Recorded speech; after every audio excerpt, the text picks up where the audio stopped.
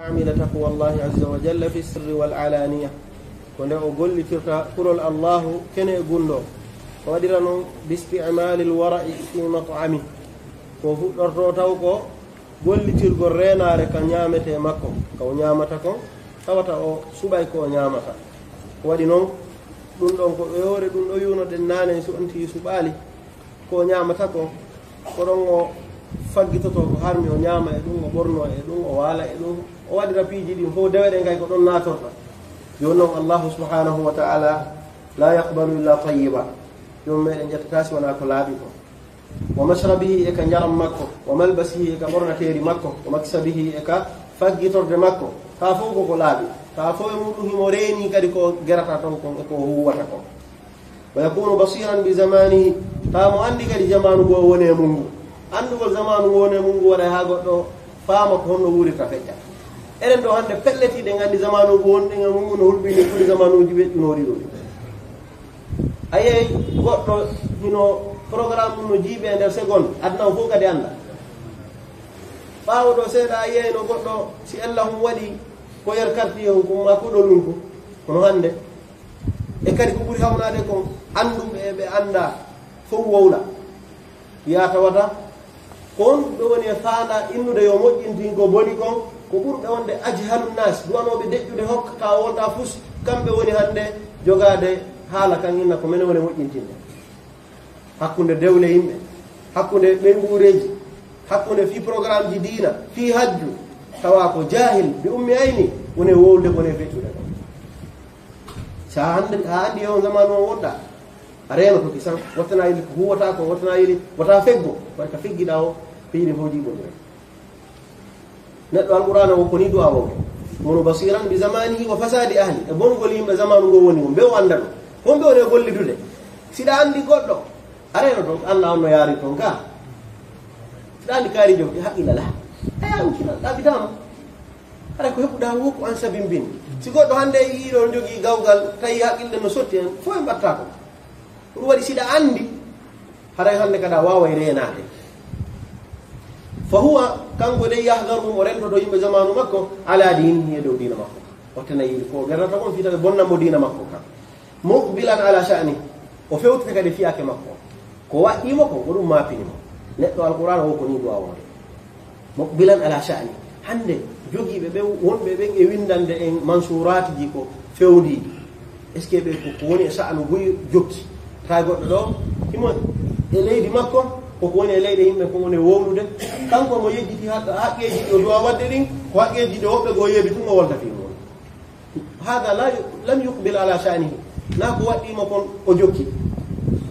mahmuman bi islahi ma fasada min amrihi mahmuman ko himmirdo bi islahi mo jendingol ma fasada ko boni ko min amri fiake makko kanko na fiya ko jeddi be tawoy wuri ko hawna do jamaa on mo jendingol fiya ko ji himbe ma fini dum na fiya ko ji won hafizan li lisanihi reedo dengal mun gal mumayyizan li kalami sendidi ko hala ko halta ko in takallama si o wowli takallama bi ilmi ko gandal o wowli ko idha ra'a al kalama sawaba ko sayo ko kado wala ko so yi hala kan ko dum dabba do nini ko haalugol wa in sakata so de'i sakata bi ilmi o de'ira kadi gandal wadi non idha kana ko sitawi laaki as-sukut de sukutu de'igol sawaban ko dum woni ko wondi kon e ko dabba kon do dum kadi o de'e bi mana ko hore gandal woni yawde yasiru ala ilmi hore gandal tayyib sayno ko ahunjira alquran anda aslan taw al-masalih wal mafasid asendi dira ko dum nafata do fi yomi waduma yomi wowdu ma yomi sifitor anda aslan figu ala aqida regilaka anda ko ne jangude o do ko no wa'irtan wa tani fu bawdum inni dalilul khawd fi ma la yani fandu ko gol ko tawata jokkaade tay hunde tunna programme makko wolata yakhafu min lisanihi ashadda mimma yakhafu min aduwihi yakhafu mahuli min lisanihi dengal makko ngal ashadda ko buri sattugol mimma yakhafu imorde konko o hulata min aduwihi ganyo makko sa huli dengal ma buri aybe ma ni to tanjini a wolay ko do a wolay de ko dejje ka do a dejje de deƴƴere ko dewal ka honto dalilu ha من كان يؤمن بالله واليوم الآخر فليقل خيرا أو ليصمت نلا بيامر راز وناغو deƴƴugol ma ngol tawata ko deƴƴere moƴƴi ɗon hara andu hiɗa rewirde allahu nden deƴƴere maɗa a sikku ko ɓeetu wowla kadi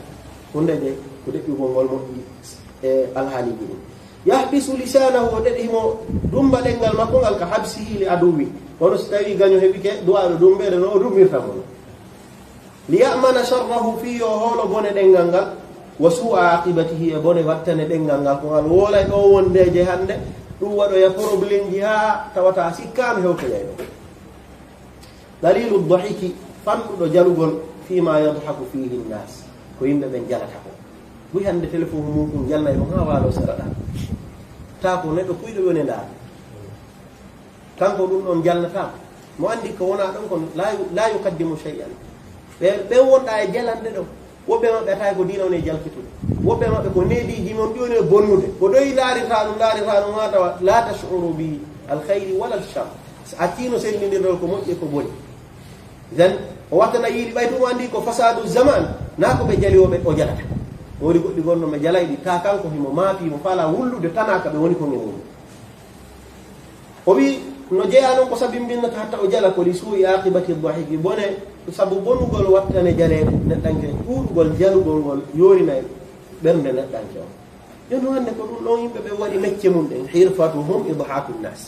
mecce buy hannde ɓayle buy no woodi hannde ma ɗum jiwɓe si ɓe heɓaali ko golle ɓay ɓe heɓaali kadi jangi ha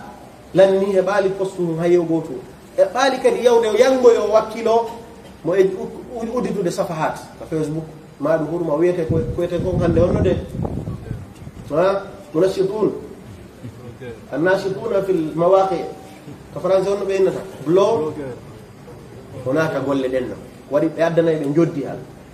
o suttina ɗum hoore makko joni noon a taalibu ilme tawi ko ɗon sifata ƴetta habaruji ma e oɗo ƴetta ko faama hay ko wooli oɗa hooli ko ɗum wonde jeynayi ko ɗo wonimo ko bawnge maɓɓe ñande ngoɗa yiwe ko huwata ko ɗallanamo ko baani fewno waɗay noon ngal mo ko bakal ɗon ko waɗi ko ngal ɗo woni e feƴƴinde fewno ɗo dara tawa ko jannatama ko yennugol ko jannatama ko bone ko jannatama ko penal ko sakantama ko nafatama bal hande marɓe buyi watti jonnude siga ɓen ɗon yo waɗan ɗum publicité ko waɗi ko ɗum ɗon feƴƴinanta ɓe marchandise o faggitiɗo ha bone ƴawiri bone jonna on ɗo yo feƴƴinane an ko hooliɗa konno mon o wi on say in surra bi shay'in so weltori hunde welimo mimma yuwafiqu lhaq konko tata no yaade e gonga tabassama ko yo moosu na jooɗagol kenkita ha kufune yana yakrahu lmisaha khawfan min alla'ibi mo añi koyete kon almisaha campidiro khawfan ka hurugol makko min alla'ibi wattugo wongol neɗɗanke fijowo sama kala neɗɗanke pagayel ila ɗo waɗi sama kalaji tum kañum on change no kirɗi ha ma fa'idatu haga on ɗum nafatama inde golla kirɗi ɗum ɗo poɗatama si wona an a heɓa e tampere battinoray e maɗa battina kadi heddiɓe fa in masaha qala haqqan si tawi noon yeehi kadi waɗi campi haray ko gonga woni wolde nelaɗo waɗi misah bi haqqin ka o honmo ɓe waddi e ɗum nde alhaaliji buy no jeeya mum yummirawo mo ɓe makanno on yummirawo natta aljanna oya woni e wullugol tawi kamɓe ko fandi o ittete alhaali oɗa o artire e eywa ɗum ɗo si tawi a wola e sama kalaji ma ɗi ma am yaara e misa campugol goɗɗo taw waɗi ko gonga won noon so ɗa ɓiɗo tawi ko gonga won nerto an a jogoto ɗum ɗon jali ma ɗum ama pique kono e hoore ɗum ko gonga kadi woni to ɓay misa ko ɗi ɗiɗi ko imma jala saabu campongol ma ɗum wulla woɓɓe no arde campo ma ɗo wulla few waɗi haqqille ɗen ala limite woɓɓe ko yo yennir campugol ma ɗum hulɓinama ma ɗenƴinama ma poɗa ha ngara wona yewi ko sama kala wonni lewru spécial lewru porto tawan ɗum ɗon ko hulɓingo tuyinde ko ɗum woni wiyete fasadu ahli zaman sa ƴoƴanaari ɗum a wona e maɓɓe tan haribu fi silkihim wa tamshi ma ukkoɗa e garawol kaɓe wona yawto yaho watta an kadi yugol lewru ɗum nde ko honno avril poisson d' avril nonno a ukkiki a heɓino poisson an tigi si ukkiɗa e ɓawa ɗum ɗon o inni fa in masaha qala haqqan basita alwajhi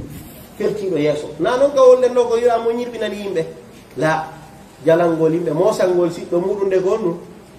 sadaqa faanda kay ɗum ɗon ti won ñirbini ɗon hulɓina himɓe fu ka yaaɗo na ɗum faanda wandugol ko watta ko fof ko bi ilmin koye hoore gandal tayyibul kalami moƴƴuɗo yewtere wowlay konnguli moƴƴi falyaqul hayran aw liyasmut on sayi o maaki kanko ceerno on la yamdahu nafsahu bima fihi mantirta hoore mum ko woni e mum hara hino wondi e mum foti ko gandal foti ko dokkal foti ko wowgol yewtugol fof e mum awlayi mo manti hoore makko fa kayfa bima laysa fihi kono noon o mantirta hoore makko ko wonda andi si goɗɗo taw jaɓaali mantude hoore mum ɗi o wondi ɗin e moƴƴereeji e hara o manta e hoore makko ko wonda e kadi noon kon ɗon noon tana on ɓurɓe ɗuɗde ɓe e mantayde hoore mum ataji wonda e mum waɗi haton jinnowo e mantugol hoore mum haaliban kay o jogitaake fof sina o faala pooɗude ɓe woni e mantude ɓe yo sikku himo mari goɗɗo sa yi goɗɗo no manta hoore mum ɗum anndu haaliban fof so jogitaake tan haton jina yimɓe ɓe yiyana e hoore mum golle maɗe nga ɓaawo ɗum o inni yahdaru min nafsihi an taglibahu ala ma tahwa yahdaru mo renɗo min nafsihi fittanu makko an yaglibahu nde no foltanmo an taglibahu nde fittanu foltanmo ala ma tahwa koye hoore ko faanda ko wokkinki ko faala ko mimma yuskitu mawlahu kon ko tawata hino tikkina allah subahana wa taala joomi makko kala ko tawata no tikkina joomi makko o rendoto ɗum sabu noon fittani noon hiɗe gandi ko ɗum welata ɗum wala yagtabu ahdan o ño'ata hay e goto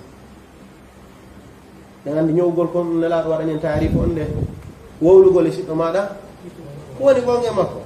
tawa wala wowla ko tawata mo añi gam tawi ala toon haray kon ɗum nde haray ko diwugol baɓe wala yahqiru ahdan o jasinta hay e goto neɗɗanke alqur'ana hay finta tagore allah o yiyata no ɓuuri fof kañum heddi ɓen fof ko leydi o wi wala yasubbu ahadan o yennata hay e goto waɗi nususuji ɗin no haɗi yennugol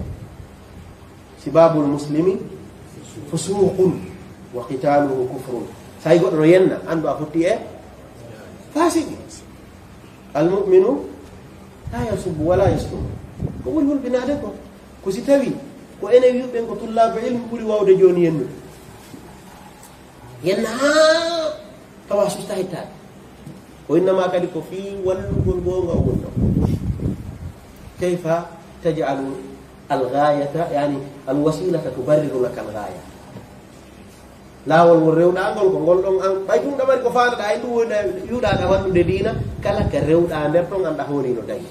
siko yo fenu mo sikka no dagi siko yo yennu no dagi ahamu sey o inni kanko bi zamihi mo wallude diina ɗum noon nan wallitake diina ka wallitake diina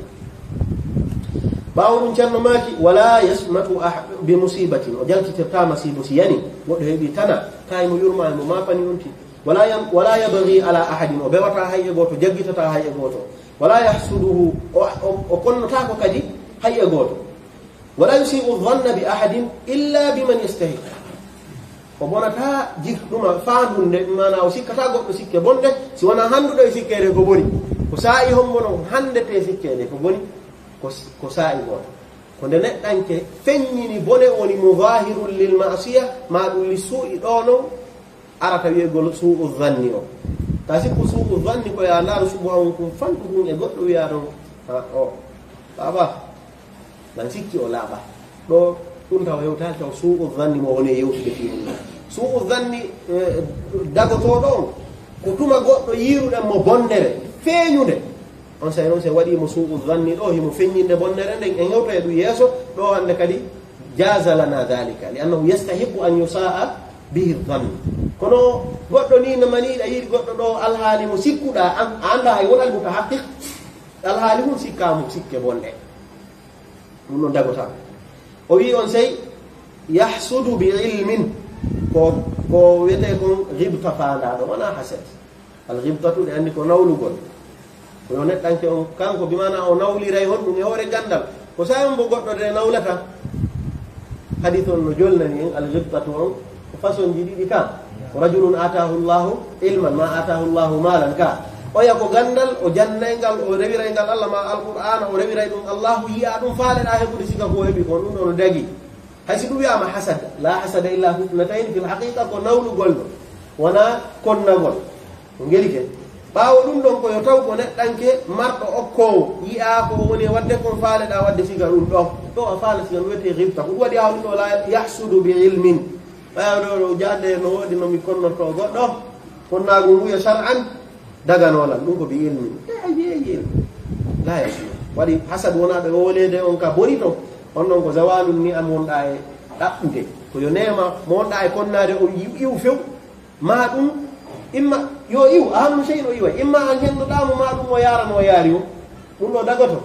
ilmu ala nder ɗo idan ko alghibta fanda woni e ndeɗo nokkure wa yadunnu bi ilmin so jikkay kadi jikke moƴƴe ma ɗum siko bonɗe almuhim ko be wona e hoore gandal goɗɗo feññinta bone ha gayna wi'enmo nadunnu bihi hayran la ɗo kadi aray moƴƴani wa yatakallamu bima fi l insani min aybin bi ilmin so wowlay kadi ayibe wonɗo e neɗɗo ɓay wondeje ha to jinnete yo ayibeji goo wowle e neɗɗanke biddati kadi kano ko ɓenno ɓangini nokkeeli jeego tawata no dago e muɗum won ɗum ño'ugol jaya muɗum hon ɗum muhadir neɗɗo si rentinay fi goɗɗo mo mari bonnereji sa rentinaymo wondejo na dow makko ga kaarijo de probléme ji makko ɗin ɗuuɗi wattane hiile makko o ala ɗon noon ɗum no welamo ɗo ko ñoore konoyde daggi mutavalli min kadi goɗɗo no wulita dewre goɗɗo mo jattimo o ala ɗo woola e ko mettimo ka woola ɗo kadi no daggi no woodi ɗin alhaaliji ɗon kañuma e mujahirin fiscal si goɗɗo woni neɗɗo mujahir suuɗata bone muɗum wowlugol mo e alhaali fii yo imma rente ma ɗum yo alhaali makko on ƴettane sooɓe dagoto hayso wala idan ko ɗum waɗi ha o inni ɗo yatakallamu bima fi l insani min aybin bi ilm so wowlay e goɗɗo koye hoore gandal foti on no ɗon foti on wala ɗon wa yaskutu an haqiqati ma fihi bi ilm so accay kadi wowlude e goɗɗo koye hoore kadi gandal wondeje aslan haysiɗa andi oɗo hewti ɗi maratibji ɗi woletenoɗiɗa ɗa andi wowlugol mo ɗo nafata tertoɗa maslaha ala e wowlugol fus e o programme neɗɗanke oɗo tertoɗon ɗo nada woni wowonti ɗum ɗon on fof ko hollata en قارئ القرآن ينبغي أن يكون ماذا فقيها وينبغي أن يكون ماذا مفسرا وينبغي أن يكون يعني صاحب عقيدة يتعلم العلوم كلها كيف يستطيع أن يطبق هذه الأمور بجهل ونجيرو دو يلتي مركز أرتقى قصور ورتا سيد القوم وعلماء المكان والزمان أولون ووددون واوتا hande hande si paraɓe boy heeɓi humjiɗo ka suudu machallah haray ɓe andi ɓe gayni majalisuji qur'ana ɗin e marakisji ɗin udditama dongal wakkande kono ayetta fayda markaz yoni ɗo e fiqhu e aqida e hadith e ko nande muɗum ko waɗi ɗum ɗon ala musabaqat ala inɗe ɗuɗuɗe julnirtake kono noon ko ɗon woni haqiqa on siɓɓe julɓe se moƴƴinay jiiluji aroyaji ɗo ɗin haɗa heɓata alqur'anare nde tawata hino e hoore goɗɗo a wiyay ɗum sen rondini goɗɗo defte wanda kone majje ko be waɗen kadi no waɗirɗe marakisji noon qur'ana wona marakisji fiqhu marakisji aqida marakisji hadith fiyo yaaru yeeso sina ɗum wata gasude waɗi ɗum fof ko bi ilmin yaade qad jaala alqur'ana wassunnata walfiqha dalilahu ila kulli khuluqin hasanin jamil o waɗi alqur'ana non e sunna nelaɗo on e fiqhu on faamugol dina kan dalilu tindinay ɗum mo fewnay ɗum mo ila kulli khuluqin hasanin jamil e kala jikku labaɗo mo tawata hino moƴƴina fiyakuji ɗin o waɗi ɗum hafidan li jamii jawarihihi amma nuhiya anhu hafidhan ko renuɗo li jamii dalilagal jawarihi tere makko en amma nuhiya anhu ga e konko o haɗa e muɗum ko honɗi woni jawarih ko tere neɗɗanke on fof woni jawarih kano woodi ko fanda e jawarih bil afas tere se wi teral ɓandu mum kala ka ittira inna e teral i wi ka koye ngal ko teral wiyen yani kala jokkule ɗen sertama goɗɗo wayne ko teral noon ka kono ɗo jawari ɗon ko piiji jeɗɗi faala e nokkeeli boy ko arata ka sharia a taway ko ɗum woni ko ɓe faali piiji jeɗɗi ara ɗum ɗum ko ɗengal neɗɗanke o kon waɗa haɗi wiyana jawari boy ko kanji faggito jaraha fulanun li qawmihi kada mana kasaba lahu ko faggitago ɗum waɗi ha dawaji ɗin ka qur'ana jamma al jawarih mukallibina ka jawari ko faggitotoɗum faggitanto jom muɗum yahay waaña almuhim si a woodi ɗen tere ɗon ko ɗen ɓurata ko ɗen woni faggitotoɗe ɗen aslan ɗengal ngal kañumma e gite ɗen kañumma e nanɗe ɗen kañumma e fondo ngon woni jelu nayi kañumma e juuɗe ɗen joyi kañumma e teege ɗen kañuma e fardu on kañuma e koyɗe ɗe ɗiɗo piiji ko ɗi woni hoore programme ji ɓaawo ɗuuɗata addude tanaji ɗuuɗata kay gollude fanɗe ha kono ɗiɗi kontuɗen ɗo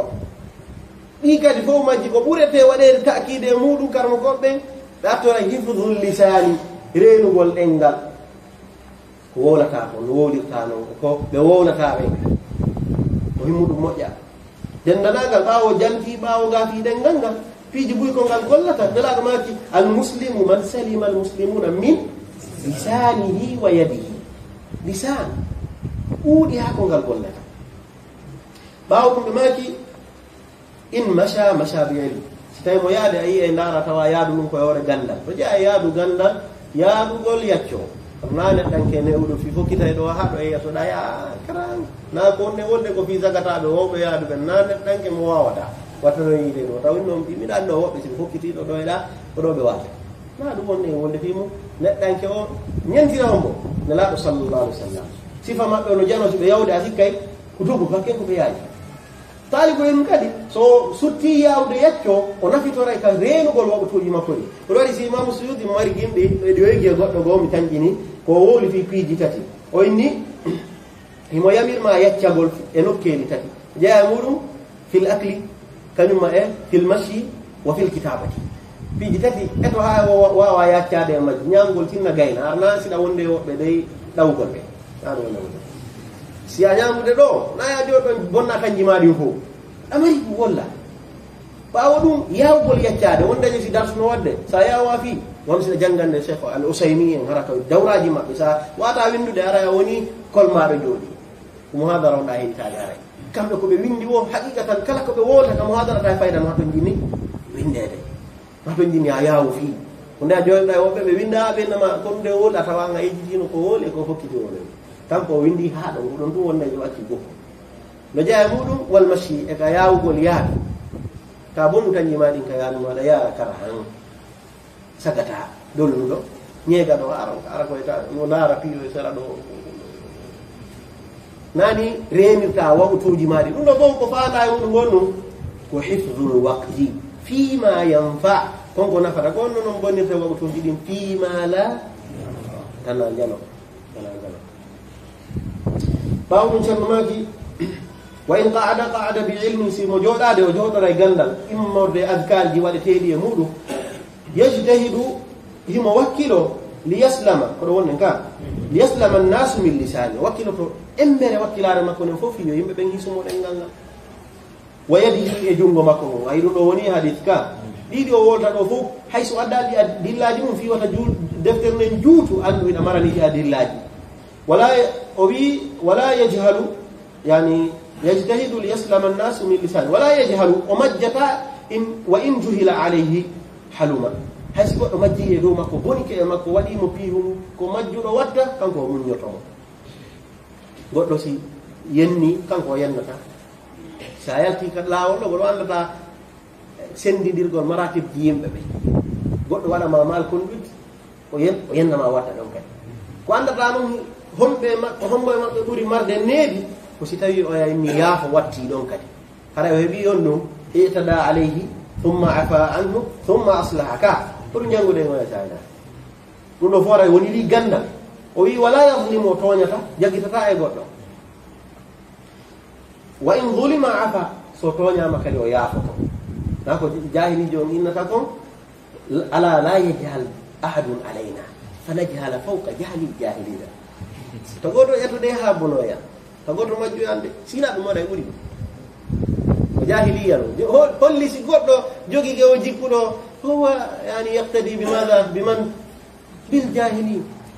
majjuɓe ɓe gara woni e ñentinde oto goɗɗo haɗugol men on fijirde bonagol en ko waɗi noon boniɗo e won waɗa emo ɓuri ɗum ɗo ko yimɓe innata kon ala haadal mana min ko mapinɗanmi ko ennuɗo yo men moƴƴoni sa wi bonodire gata ela wawi ko stabirabji ɗin tum ɓurdi seeɗani ɓewata ele kadi mo wawi ha o wi on sayi wala yabghi ala ahadin o ɓewata e hoore hay goto wa in bughiya alayhi si tawi bewama e dow makko sabara o muññoto yakdimu gayda o moɗa e tikkere makko nde yurdi rabbah fiyo weltin joom makko na fitagore nde daiman say tun en ida qaddamna رضا الله عز وجل سوف نسلم لا محالة سكيتوك أردن نكو ولا يا الله في جدين فورك ويغيظ عدوه باولون كري أو تكنا غنيو الله سبحانه وتعالى هو نيومو شيطان ko wela tanu ko sikayi jo hubbingi ankari beyda hubbudenge beyno ta kon ko jawe didi senca daw fu senjon don gere dum memmino ha ta ko police no be no welta shaytan kono so tawi goddo boni kema an jippitike amunyike shaytan tikkay do bawdum mutawadi'un fi nafsi yankini do jippiti kafitanu wonti kinno jippiti idha qila lahu alhaq qabilahu so wolnama de ko woni gonga o yettay ahammu shay'in huwa yatlubu alhaq لا ينظر إلى من قال وإلى من سيقول أهم شيء أن هذا الكلام هو الحق وأن هذا هو عين الصواب كنون يتتا فتنون من صغير أو كبير فتكو بايكم فتكو موقع ɗum haton jinni e jikkuji towɗi si ɗum gollitire wolgol ɗum ko deftere ɗo no weeɓi haa feƴƴi heɗagol ɗum kadi no weeɓi haa fof welto kono so yeeyi ɗo joni pay ko wolnima gonga koyen fuɗɗata ɗugol mawɓe yennama namawɓen fof o faandi ko kanko o faandinugol min mi yennama kono o tawi si ɓuran ɗum yaaje e moƴƴa ko ɓewoyna hon ɗum mawɓe yennama joni pay koy ko ala needi ko to yaaje to ko umuman summa hususan arton noon regilom ɗum mura ɗo hara ko gonga haala wondeje ko qaala allahu e qaala rasulullah wowlaɓe inna ko yawagol mawɓe jokka kay faama ɗum ɗo noon wondeje a yeeya goɗɗo ta kanko kadi machallah o wola e gonga ha honto kono nayi o woɗane gonga ɗam wola gonga ɗum kanko fof no jaɓiri kadi kaari wola e gonga kono sa wonnimo gonga haram men mide no woodi ha idan hamilu lquran yambagi an yaqbala alhaqa wala yanzuru ila man qalahu أهم شيء أن هذا هو الحق نلا صلى الله عليه وسلم ما كان صدق وهو كذوب شيطان نقول يقولنا لا يقولنا نقول لفين كنوا هيك في هذا نو أيضا كرسي فجانجي ونكاري وتام جمع وما كنوا تكيري لون شيطان سجبنا ما ولي يقولنا غمبو مردم بون تقول شيطان سبب ولي ما يقولنا يدل على تواضعك ونقول أجاب يقولنا هو لينو الكبر كون نونده كون غمت الناس وبذل الحق وغمت الناس وجاسم يبقى كان سالوغا يطلب الرفعة من الله لا يكو الله ونكو بتتوال لا من المخلوقين ولا يكبر الله ودي دوسي كوني وني دونتي لا ان الله كو غولتا كو ما قتل للكبر ان دو كدي كويته كو ماونين تيناري توني تاري خائف على نفسه منه هنا تو هوري مودum hebugol mawnin tinare ko wadi andi kambaji jokkuri don ونلا ما كانين لا يدخل الجنة من كان في قلبه مثقال ذرة من كبر سوني دينو goddo hulay dum ka hulata hulay mo jano ko ndu wadi haadi do fo rendo to maji ko wadi ko mari valeur sahibi qur'ana hunjike ma awawi firude qur'ana ma awawi wadde muhadara ma ko nande mu hara hebi ko mari valeur sa renta ki kum podete ha mawnintino da andu a rentade moƴƴa moƴƴa wata ko marɗa kon towne ha watta mawnintinade ha watta yiwde fof ko fus ɗum ɗo ko defte duwaɗe wadde sa'i be neɗɗanke on waɗa wirde muɗum yawmi so jangi alqur'an o jangi sunna la ɗon heɓa defte karmakoɓe yewtude fi jikkuji daiman jangade to jeeya e siga ɗen defte adda'u waddawa liman libni alqayyim sa jangi siga ɗen defte sa'i be fiji buy sanne karmakoɓe gono woduno ɓe sarta e nen defte nawnare nden e lekki mayre nen ɗo fof nawɗo wono wonde ɗaɓɓoyde lekki joni noon wondeje nawnaje gon toon a andade aslan anda nawninoɗe ila jokki ɗon ɗum ɗa wakkili o wi on say khaifun ala nafsihi min la yataakkalu bilquran o ñamirta alquranul karim na qur'ana o woni ko ñamirte awa ɗo fokkiti piwgol wondeje gonna mirañe ko woni ko honɗo fameten ado en heɗade ka nde yewtere ɗo no woodi noone mo tawata hino yeddondira e muɗum woni ahdu al ujrati fi ta'lim al qur'an kama goɓe goyno haɗi few yo goɗɗo ƴettu ko wiyete kon ujra joddi e al qur'ana kala ɗo gertuɗa ɓeyni kamɓe ta ƴettu al qur'ana yoɓira ɗum ñamira ɗum karmo goɓe goo maaki hino daggi few karmo goɓe goo maaki si a sartini dagoto waɗi hadisaji arɗin sa wattaniɗa taway ko haɗata to ma ɗum asarji kalmo koɓe fata ko honɗum ko accitirgol ni dambugal ngal ɓaawo ɗum waɗa ƴoyreji ha henndoro e junngo ɓe jannata ɓen ma ɓe jannanta ɓen waɗay ɓe jannata ɓen kurkatu muɗum e tariqa ɓayno jannude ɓe ñaamay nelirayɓe piiji ɗin fof kono ɓe haldano ɗum kono fil haqiqa a taway yataakkalu bihim kathiran so haɗon ƴinni téléphone dayɓe yee ko toon woni daroyaade mo anndi la sakka wala rayba ko woni e jannande ko yuaffiru fil bay so haɗon jinni e voyage ko kaarijo noon tamo janngata alqur'ana e hoore ɓe haldano ɗum e programme e hewte joni ɗum athare ji ɗon mana suura o si tawi noon o sartinoyni somi jannede addayni ɗo sertay e so tawi o innano ɗum ɗon waɗi noon oya ko e hoore ɗum ɗo woni e arde o jannamo wona e hoore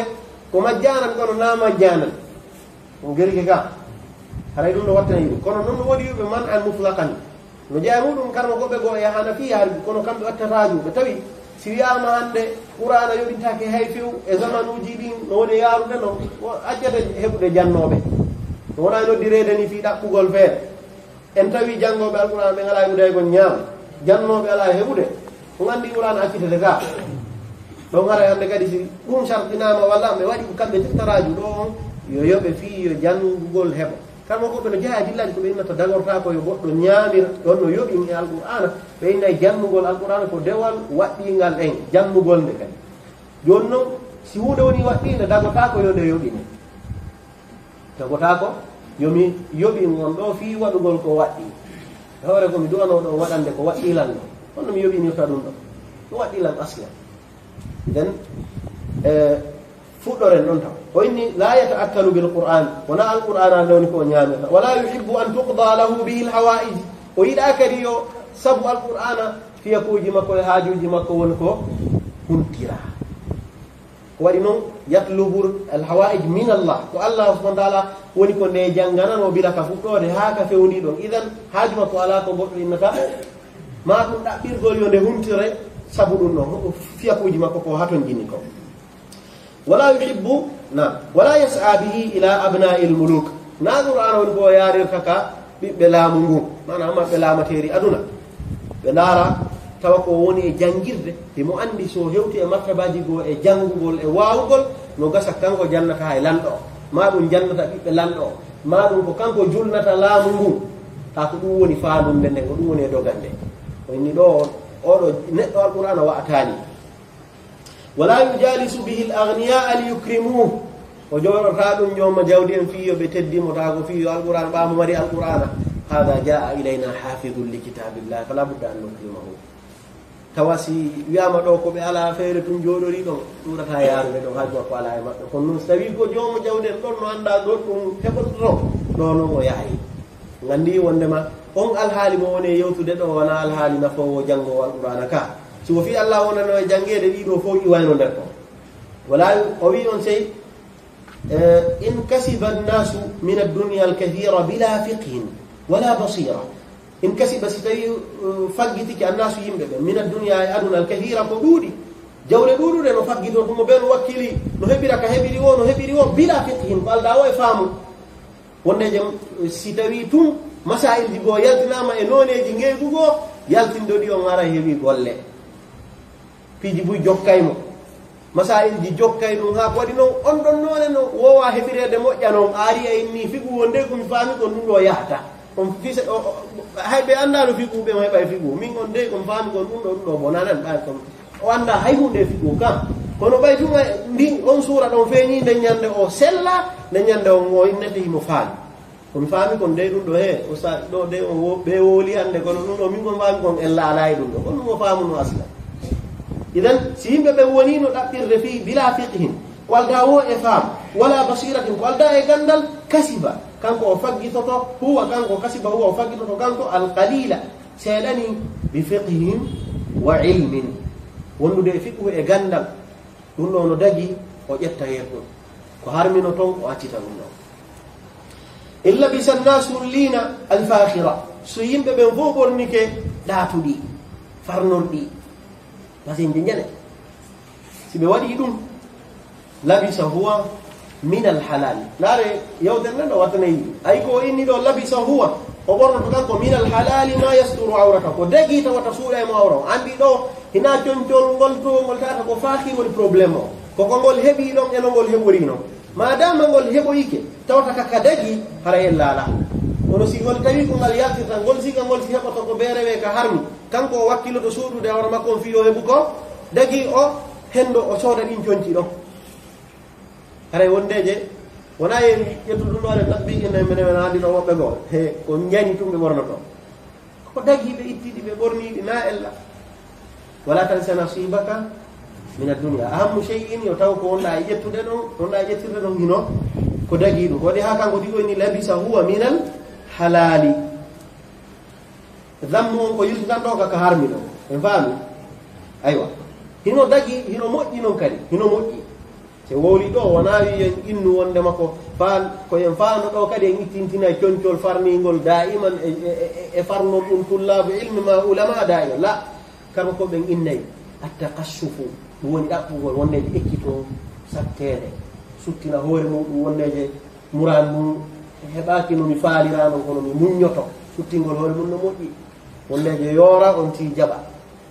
yankino ɗum ɗo ko hunde ɗaɓɓande noon nde ne ay wonti kin nde andintinayi kadi wonti kin piiji buyɗi tawata haari yejjitanoma kono daiman an si welali tun ko probléme si tawi a teddinaka probléme si tawi a heɓali ɗi faalaɗa ɗin sa ɓe ko ella ɗum ɗo ittay on ti woɗɗinaymo e renare moƴƴa noon woɗɗinaymo e renare o wiyon sayi en wussi alayhi wassa'a si Allah yanñanimo kanka ɗo yanñana heddiɓe ka ɓeyngure makko e ɓadodiraɓe makko e ka juulirɓe si o heeɓi feere Allah subahana taala okkimo o hewtina heddiɓen kadi ɗo holli si goɗɗo arsikama feere tawi ɓe o wondi fof no lorri o memminoto ɓe memminoto ɗum kadi o inna son anduno noon heɓiɗi ɗum hari on sayi ɗon jooɗi nder ɗo ɗo waari allahu yanñaniman kadi yanñan yunfiqu dhu sa'atin min sa'atihi wa man qudira alayhi rizquhu falyunfiq mimma atahu llah neɗɗanke si tawi tun allahu arsikimo feere yaajude o annike ɓiɓɓe makko o ɓe o ɓaɗodiri o gollanayɓe mo o wawi was tawi ko ɓe woni e gollidude komo ala fus koɓe fuɗɗorto ko inde mo ka ko wuɗaɗo ko ɗon ɓe fuɗɗorto ɓe no mari jawdi hakkono ko fuddi yiyata andi ɓe huuɗimo taw aɗo ɗumen nan kanko andi koɓe woɗɗa koye dow maɗa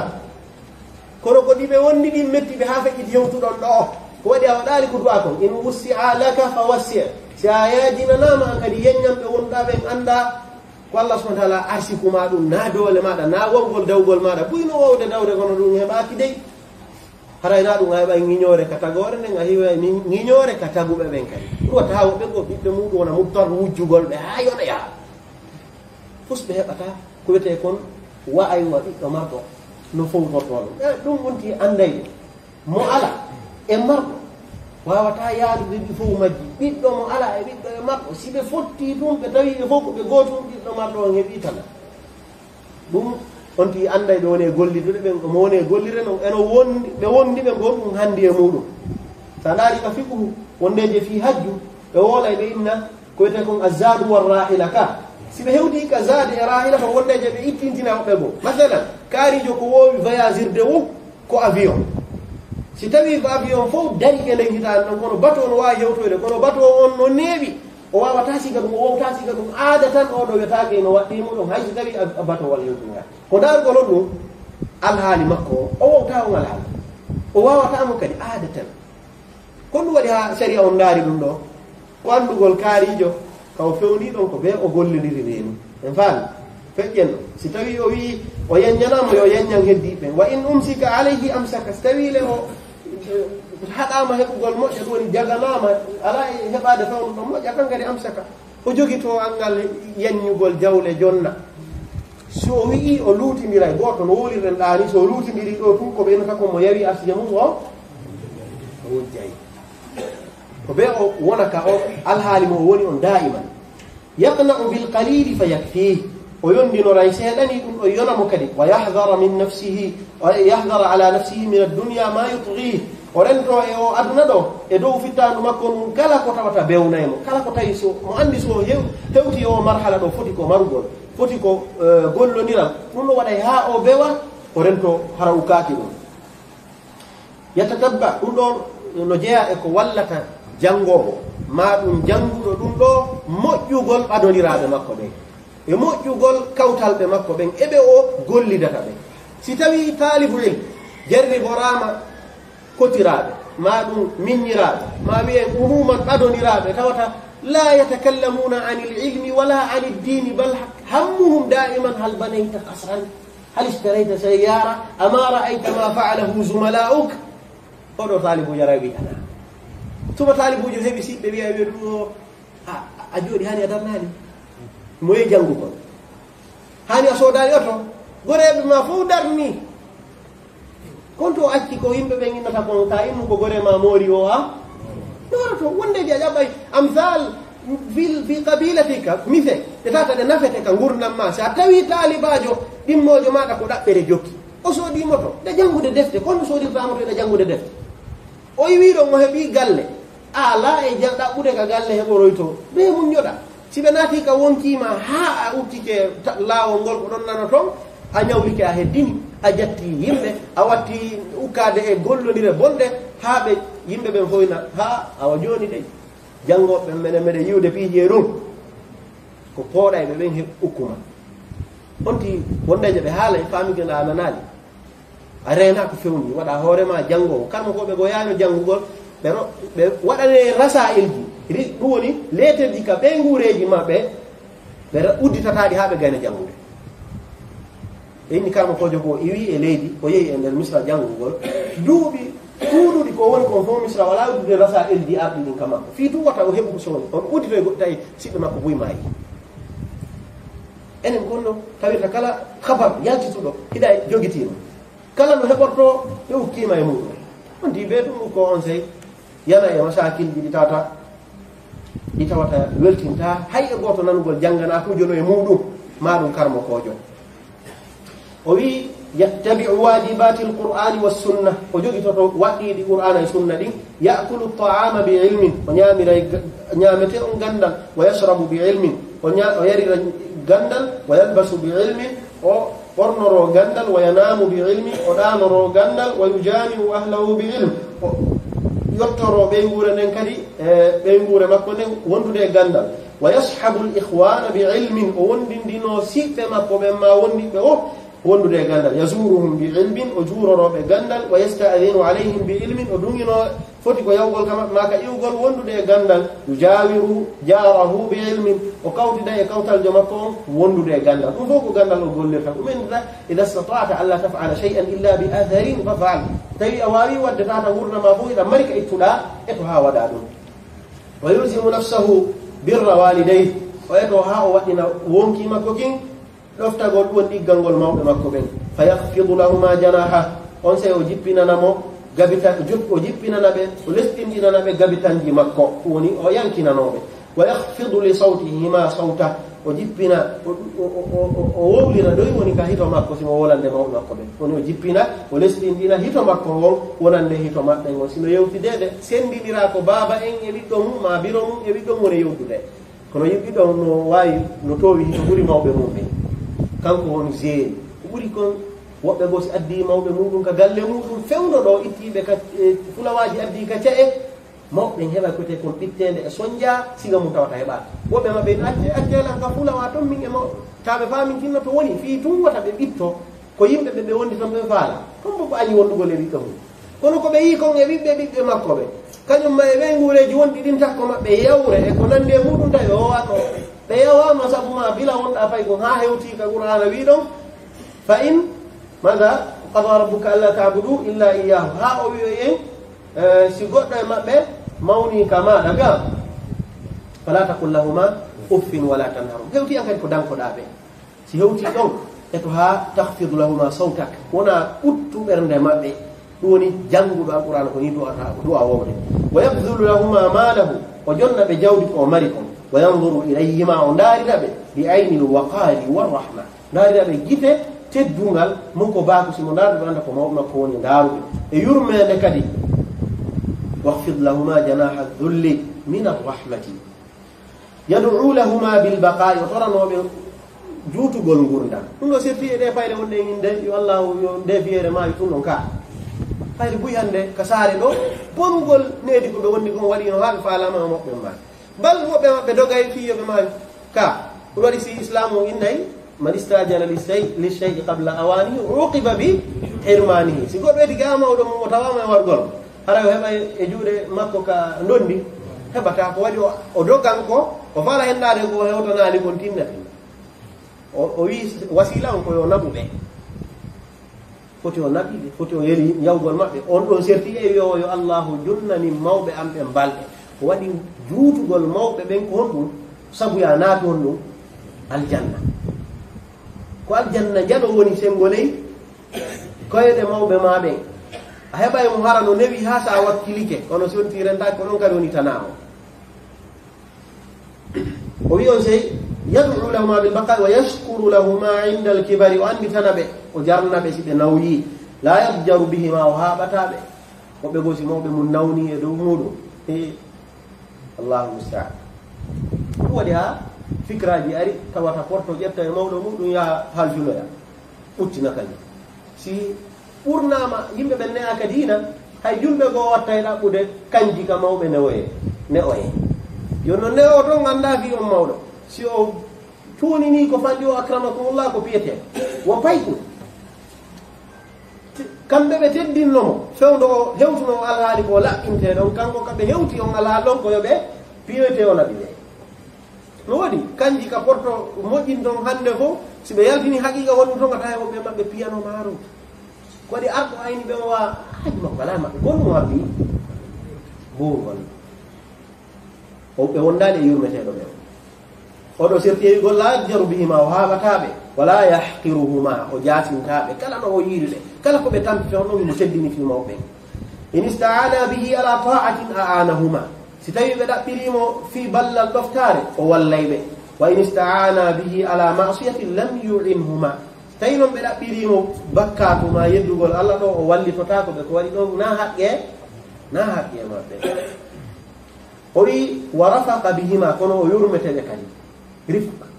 si tawi ko haala o duwaɓe haalande ko bonne dey ɗaɓɓu non ɗon koye hoore bi rifqin woni ko o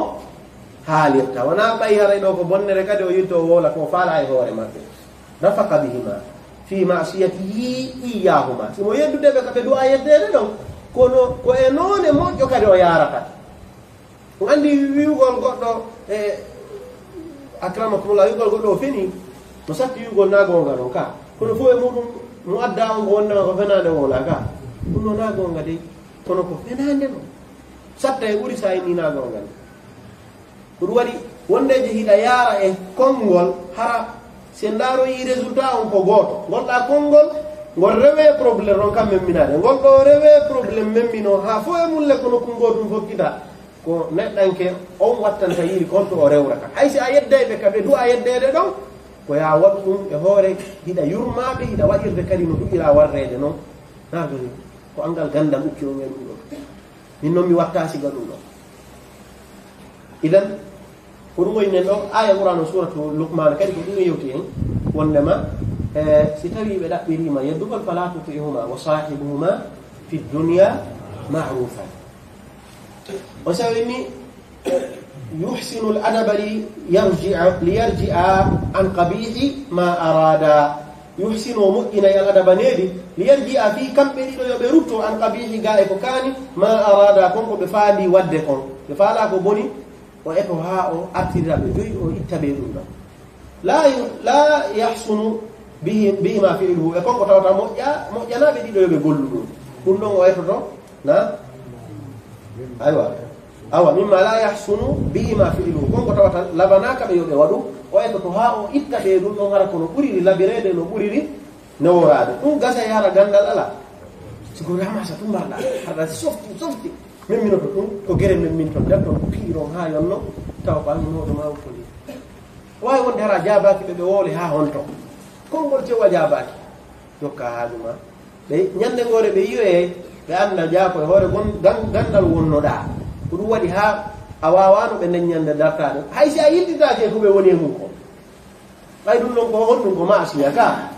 kono ɗa andi ko ko ɓe woni e mum ɗo doole ɗe ɓe wondi ɗen ma alhaali mo ɓe woni on ko wawata ma nafude ɗo wo ko imma deƴƴama ɗum wawa yarude no moƴƴiri ko ɗum saria on ɗaɓɓima amma e on dartonir waɗon gerewi waɗon sonkowi adna on fof heɗo on ɗum nafata neɗɗayke on hayyo hunde yasilu rahima wa yakrahu lqati'ata o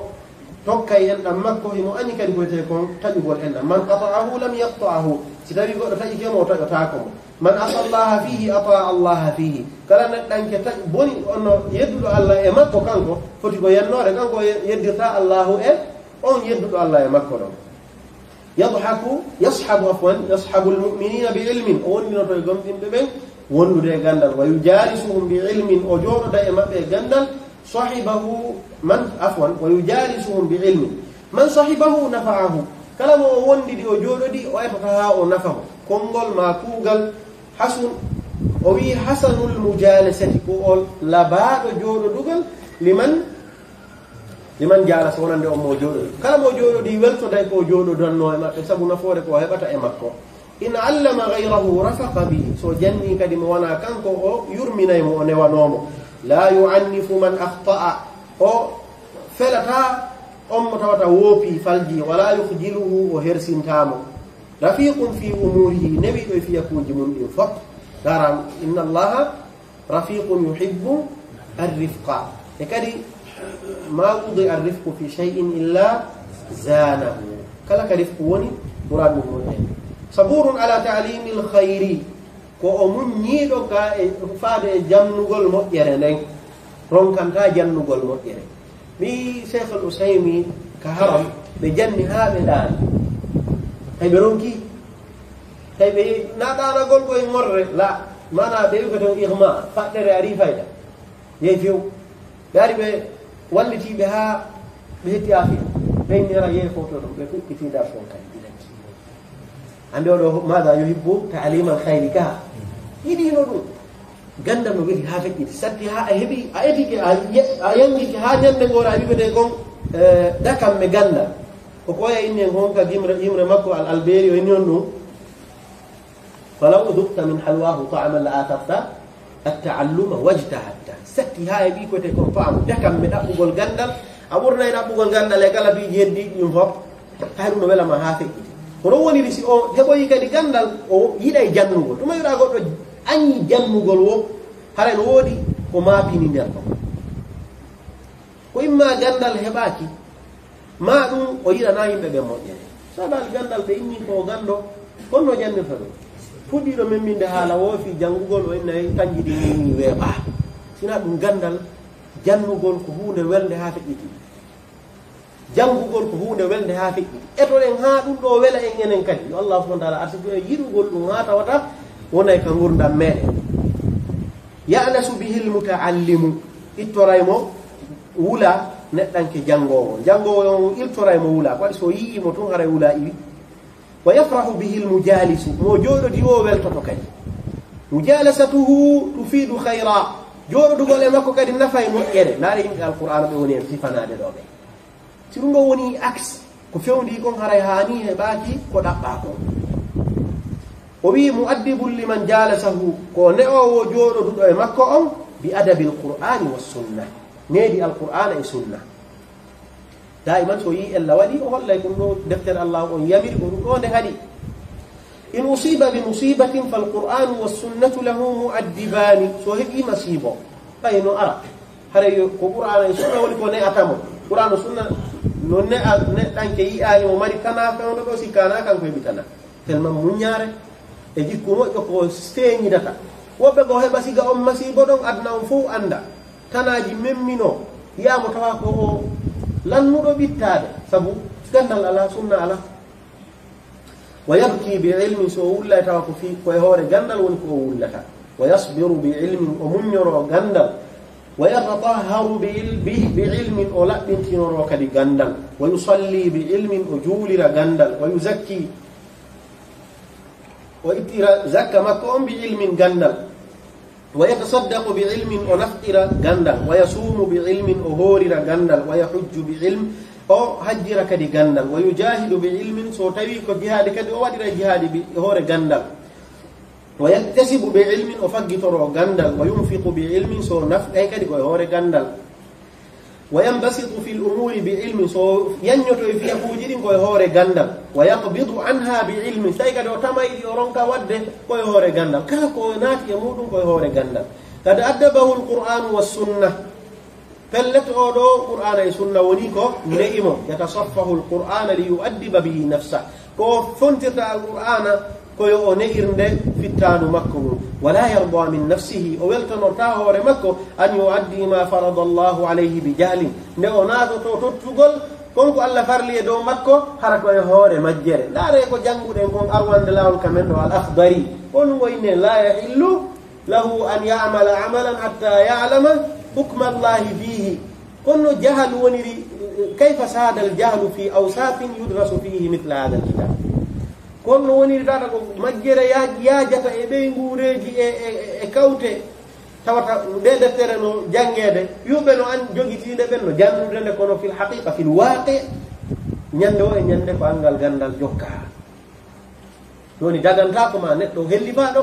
neɗa golla kala gondal si wona anda ko ɗum Allah ñaawe maggal ɗum holli ara iɗa andi gandal no heeɓi imma iɗa antigi a jangima lannoɗa karmo koɓe janguɓe ɓe gonɗum woni nde ñawore ɗum ɗo sa fokkiti yeyoygol tawa ngeygu mum anda e taw ahkamul bayi joni aɗo ɓurinamo est ce que ɗo gandi ko noon ɗo yeyrata anda hunde ngo ndara joɗɗinamo falama resugol konno wawi taw wuridirde ɓe ngono kono ganda hay hunde nder sirhupiiji tata ɗin fof waɗay ɗi غالبا لا يهتمون بذلك بعضهم إني فرض الله نعم قد جعل العلم والفقه دليله إلى كل خير كلام يرك وودي يسمك وقرآن سنة يفقه إذا درس القرآن فبحضور فهم وعقل سو جنجي القرآن خرق وند إفهم حق الكلم همته إيقاء الفهم لما ألزمه الله من اتباع ما أمر همة ما كورنكو ودغول فهم اتغولها يوقع الفهم ولبا فهم لما ألزمه الله كنك الله وحده من اتباع ما أمر إمر جوكو الله يمركم والانتهاء أما نهى وقت تقول كنك الله هذه ليس همته وناله مكو متى أختم كوندتما متى أختم سورة كوندتما متم من سورة وانغور همته متى كوندتما هم مكورن كوندتما أستغني بالله عن غيره كوندتما ميانكر الروم يمدن الله غايتنا مكو متى أكون من المتقين كوندتما مونتهلو الله متى أكون من المحسنين كوندتما مونتجيا بمؤمنا يبين وي هم مكورن غادي متى أكون من المتوكلين كوندتما مونتجيا بهولن بالله himme makko den ko mata akunu min al khashiin konto mi wonta jeyaado e yankinani be Allah mata akunu min as-sabirin honde ko mi wonta jeyaado e munyibe mata akunu min as-sadiqin honde mi wonta jeyaado e wolaybe gonga numbube ya ayyuhalladhina amanu taqullaha kunu ma as-sadiqin mata akunu min al-khaifin honde o janga tawa ko roma pinimo honde ko mi wonta hulaydo Allah mata akunu min ar-rajin honde ko mi wonta ko mi jeyaado e jortibe Allah mata azhadu fi dunya honde ko mi hebata wede ko zuhdu ay ɗiɗo fof so tawi ɗi woni mataji ɗiɗo fof jokki salama on siɗa janngude alquran page neɓe te timminaka ka wadde noon haray ara ko wotaw a miijito min e o aya ɗo mi naari to toon ko narogal ngal ni est ce que min e o aya ko no du'irano o yamiri ɗon mi woniri ka ko waɗi ɗo ko miɗo yoni e muɗum mata argabu fil akhirati ko nde tuma mi reere ɗanta laakara waɗi reere ɗangol laakara ko jeeya ɗum e ko watta ha neɗɗo o moƴƴina bal ko jeeya ɗum e andingol ko e jam o woni o yi yahude no jeeya ko ɓe molotto mayde ga yawaddu ahaduhum law yu'ammaru alfa sanatin wama huwa bimuzahzihi min al adabi an yu'ammar fala ka mayde kew wadno no andi simayi ko tana woni habbade ko ɓe noon andi hoore mum e hara alhaali mum woni ɗo on ninimi o faala mayde kam faala si tawi on di faalama laakara yiɗi laakara ko woni moƴƴereje laakara ko gonɗum woni haajison hakkunde laakara e honno nden moƴƴere ɗon yonti ko mayde nden ga na ɗo ala e ɗum ɗo yelagol mayde en faami ala e ɗum ɗo yelagol aywa ma yawgol watto mata atubu min adh-dhunubi o innay kadi o anta honde tuma o tubata e bakkatuji ni mata aarifu qadra ni'amil mutawatira honde tuma andata embere e teddugol nemaji ɗuuɗuɗi ɗi Allahu nemin ni mata ashkuru alayha honde tuma mi yettata Allah e dow majji mata aqilu anillahi jalla ta'azamatu ko honde tuma mi haqqilta e ko Allah subhanahu wa ta'ala yawti ko mo tawata jalla ta'azamatu mangural makko mawni afwan nado mata aqilu al-khitaba honde tuma mi famata al-khitabu min anillahi azza wa jalla alladhi yani jalla ta'azamatuhu angelike mata aqilu ko honde tuma mi haqqilta anillahi imorde Allah subhanahu wa ta'ala jalla ta'azamatuhu mo mangural mudum mawni konno woni ko mi haqqilta ko خطابا يوتر ما كنت من فهمت سي الله سبحانه وتعالى يوتي توتا نين من فهمي كو يوتي كو متى أفقه ما أتلو كنت من فهمت كوكو من جانغو دو متى أغلب نفسي على هواها كنت من واوا تفتا أنو كون ويدي كو تو نين من ودي تسيتو مال تماما وي متى أجاهد في الله حق الجهاد كنت من توتا كون يفير النفو كون تيننا دفو في الله حق الجهاد كدي حق يبدك دي هابنغول في الله متى أحفظ لساني وانتم من رينا تدنجل متى أغض طرفي وانتم من هبة نار عندك متى أحفظ فرجي وانتم من رينا تفرجوا متى أستحي من الله حق الحياة وانتم من رينا مهرس الله سبحانه وتعالى أكيد ده سؤال تتوي تقول إن فوق هاي قوته ما في أي دكان عندك وندودا تقول إذا عندي الله سبحانه وتعالى إنه عندي بيجي فوق وندودا كون هاي قوته ما في نام هاي قوة كومبو pura herse tagore nen ka so ti anti dum e horele ko buri handude hersude ko Allah subhanahu wa ta'ala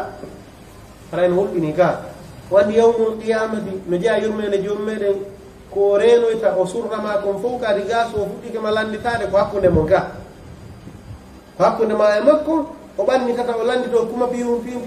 ha on di sikka de halkike on sa Allah subhanahu wa ta'ala bangina mo ore o suuduna mo kadno o yafana to mo kadi ko laakara honum holli odo Allah subhanahu wa ta'ala si tawi hersa kan tiidaade en anke o odo haray ko hersata heddibe ben ko no mari maana teddudo haray maana ala maana teddudo jonno ko o wi mata hikkido mata astaghilu bi aibi wonde to mami so wolirta ayibe an o mata uslihu ma fasada min amri ko honde to mami moƴƴintinta ko boni kon e fiyaake an o mata uhasibu nafsi ko honde to mami mata uhasibu ko honde to woni ko min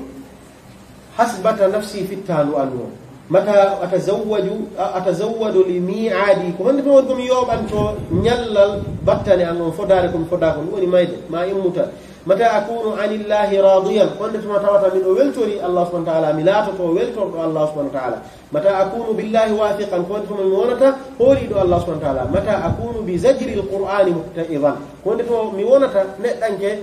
واجي تورو كم الله القرآن على ونيكو غفي رنتني مورو متى أكون بذكره عن ذكر غيره مستغلا كنت من مونتا jangugol alqur'ana ma dum kan andi tugol fi Allah subhanahu wa ta'ala ino sogoli ni mi buri andi tugol fi ko wana Allah mata uhibbu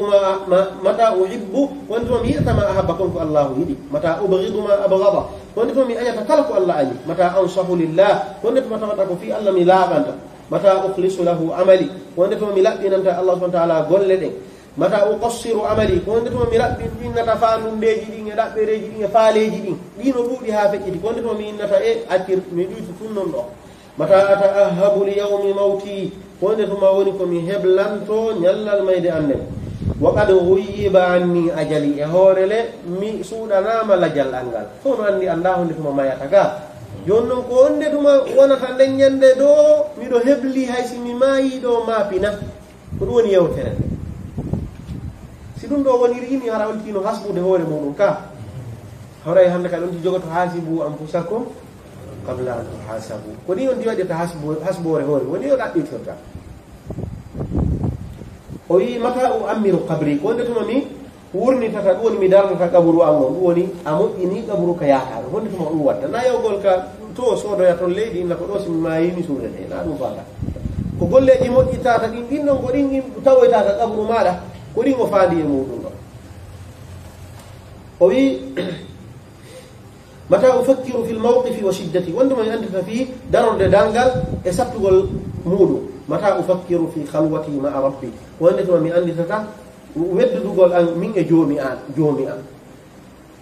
mata ufakkiru fi lmunqalabi kontu mi andita wayritoɗe nen woni komi ruttoto toon ñande dalngal mata ahdaru ma haddarani minhu rabbi konde to mi rendoto e ko kala ko allahu rentinimmi e muɗum min naari immorde yiite harruha shadid yatawata wulende muɗum no satti wa qa'ruha ba'id luggende muɗum no woɗɗi wa ghammuha tawil suno muɗum no juuti la yamutu ahluha fayastarihu yimɓe yiite maayoyta sakkoɓe fawto wala tuqalu Allah subhanahu wa ta'ala inni kullama nadijat juluduhum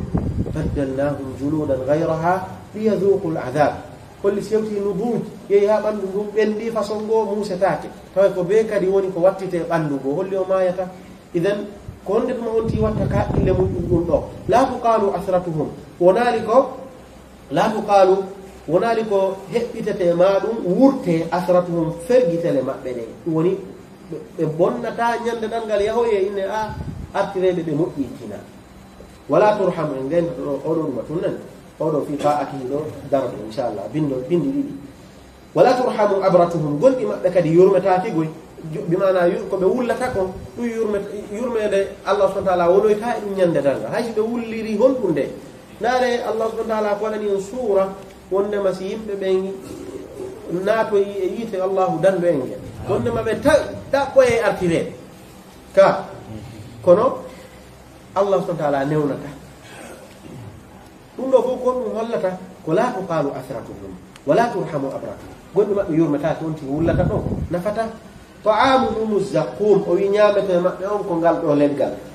wa sharabuhum lhamim jaram maɓɓe ɗan ko ndiyam wulɗam kullama nadijat juluduhum karandema ɓalli maɓɓe ɗin ɓendi buddiluɓe wattante juludan gayraha ɓalli ɗi wona ɗin ɗon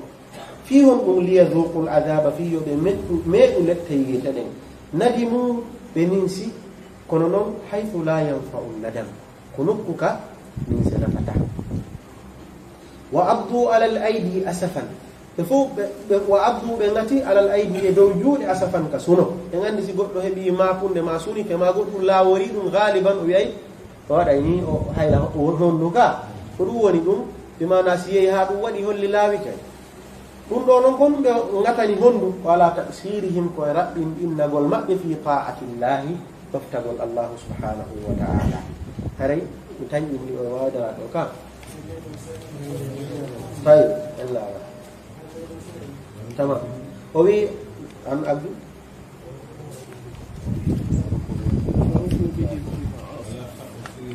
tama ala tafsir ko ɗo wonni fal mu'minu aqilu wa hadihi nnaw aywa wa rukubihim o wi wa rukubihim li ma'asi llahi e waɗtagol maɓɓe jokka geddi allahu tabaraka wa ta'ala fa qala minhum qailun goɗɗo e maɓɓe no wi'a yaqulu ya laytani qaddamtu li hayati wa qala qailun minhum hatta idha jaa ahadahum almawtu qala rabbi irji'un la'alli a'malu salihan fima tarakt kono ni jababu yeon kalla wa qala qailun يا ويلتنا ما لهذا الكتاب لا يغادر صغيرة ولا كبيرة إلا أحصاها وقال قائل منهم يا ويلتى ليتني لم أتخذ فلانا خليلا وقال فرقة منهم فدج مبدئ وكذبي ووجوههم توتي كالهالي كجيت ما بتتقلب هنا ويرد في أنواع من العذاب نون جلت فبي يا ليتنا أطعنا الله وأطعنا الرسول إذا هو مجد كلمات يوم آية أرد دون فوق نون ننسى كهبو يتكون أنك ناتلو يتمارون بيرد باو إمي فيادي حقيقة كونكم يمور فبي يا ليتني قدمت لحياتي ولنم الحياة الحقيقية كهندم حياة الآخرة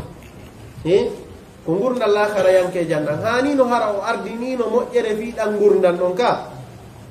ma ɗum wullitoyagol inna wondema yo allahu artir ɗum allah subahana taala jaltanike en ɗo ko waɗata ko ɗum waɗi sikano ko ɓen inna allahu ya'lamu ma kana wama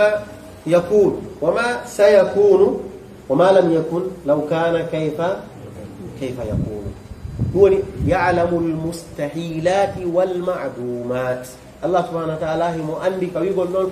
لو كان كيف سيكون هم عندي ودمتا ودالي ودتا سوى دون كده هن ورتا نونغو مستحيل ويتيكا ودتا دون لك القرآن كده ووي وندما بيدو ولو ردوا لعادوا لما نهوا عنه وإنهم لكاذبون سيبي أرتران يوم بأرتران تاكيكا ربي ارجعون لعلي أعمل صالحا فيما تركت يأخذ هاكي فيو الله سبحانه وتعالى بانجينا لين سي وجابونو أرفير دبي بيروتونو بواتاكا ديكو بووي وادكو إمور بي بونيري بيجي هذا يجي كونو سيبي أرتي كذا ببونه إذا الله سبحانه وتعالى أنني ينهم عندي كذي معدومات مستحيلات كذا وتا وهذه كونو يمو عندي نوارتا أول يندون قد سورة المؤمنون أوين لو كان فيهما آلهة إلا الله لفسدتا ما اتخذ الله ولدا وما كان معه من إله إذا لذهب كل إله بما خلق إله دي الله كمستحيل نو كونو إني سيتاونو دون ودونو ليدي كم بوناي نو كابونتا وإنه لذهب كل إله